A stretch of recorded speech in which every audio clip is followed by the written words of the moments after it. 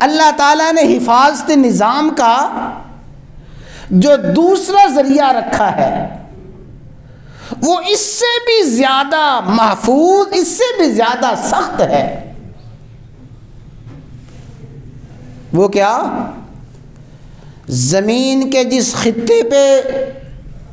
زمین کے جس حصے میں، زمین کے جس گوشے میں بیٹھ کے جو کچھ کیا ہے، جو کچھ کیا ہے، جو کچھ کہا ہے، زمین کا وہ حصہ میرے اور آپ کے ہر قول اور فعل کو محفوظ کر رہا ہے۔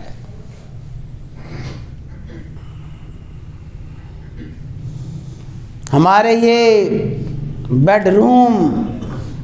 اور ہمارے یہ بینکر اور حفاظتی نظام اور بڑے بڑے محلات جہاں ہم کہتے ہیں کوئی چڑیا پر نہیں مار سکتی، چڑیا تو صاحب پر مار نہیں سکتی، لیکن یہ جو اللہ نے دیواریں کھڑی کی ہیں، اللہ نے چھت بنائی ہوئی ہے، یہ چھت اور دیواریں میرے اور آپ کے ہر قول اور فعل کو محفوظ کر رہی ہیں۔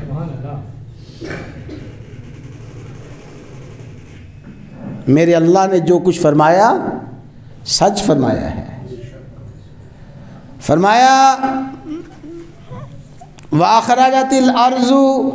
أَثْقَالَهَا، أَخْرَجَتِ الْأَرْضُ أَثْقَالَهَا، پھر ایک وقت آئے گا یہ زمین اپنا بوجھ، اپنا ریکارڈ نکال کے سامنے رکھ دے گی، زمین اپنا ریکارڈ اگل دے گی۔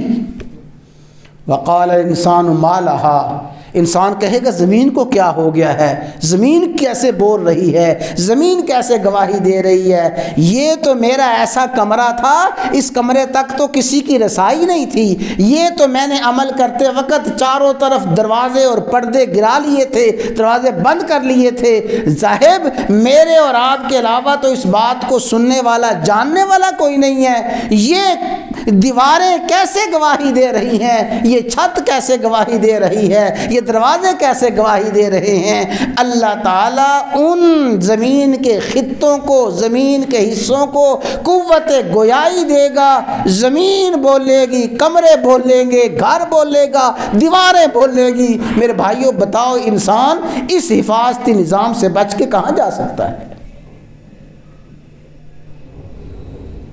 اور یہ حقائق ہیں،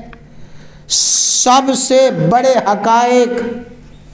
ان کو حقائق تسلیم کر لیں، ہمارا فائدہ نہ تسلیم کریں تب بھی حقائق حقائق ہیں، حقائق کو کبھی چھٹلایا نہیں جا سکتا۔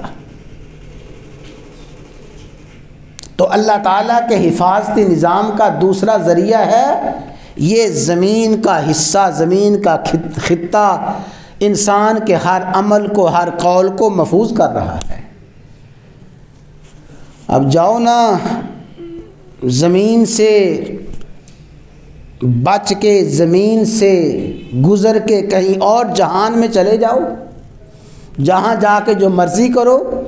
جہاں زمین نہ ہو، جہاں رب کا آسمان نہ ہو، رب کے آسمان سے ہی باہر نکل جاؤ، رب کے زمین سے باہر نکل جاؤ، وہاں جا کے کوئی عمل کرو، شاید تمہارا عمل پوشیدہ رہے، رب کی زمین سے تمہارا کوئی عمل، تمہارا کوئی قول پوشیدہ نہیں ہے۔